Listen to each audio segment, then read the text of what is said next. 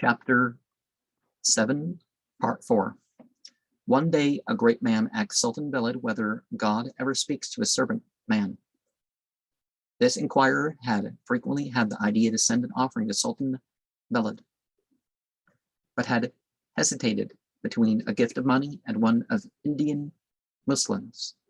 Sultan Beled answered his inquiry thus: God does certainly speak to his servants, and as to the method by which he addresses them, I will relate to thee an anecdote.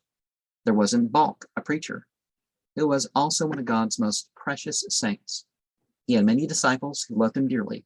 I heard him once say, during one of his discourses, "Long hath God spoken to you in words, but you will not hearken to him." This conduct is strangely improper on the part of obsequious servants. In God's name, therefore, I warn you that you ought to hearken to God's words and yield obedience to his commands. Just then a dervish in the congregation stood up and begged that someone would bestow on him a handkerchief. A merchant who was seated in a corner of the mosque thrice conceived the resolve to give the dervish a handkerchief, but thrice he failed to carry that design into effect.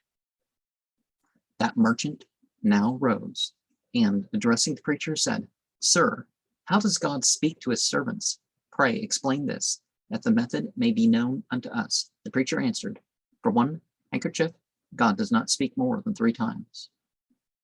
The merchant was petrified. He cried aloud and cast himself at the feet of the preacher.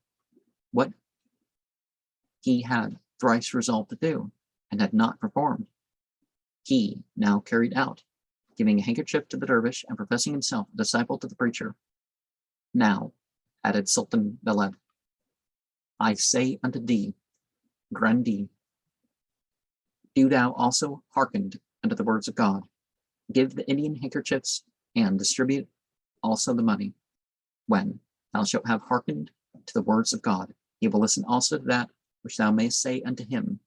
All thou mayest ask of him, God will give thee, and whatsoever thou seekest of him, thou shalt find.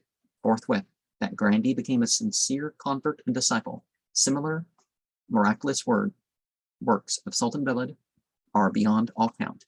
Now, the God speaks to us in 3 books. Yes, the inspired and revealed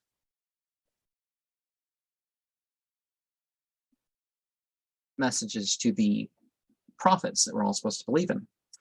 And next is the book of nature. And then there's the book of ourselves.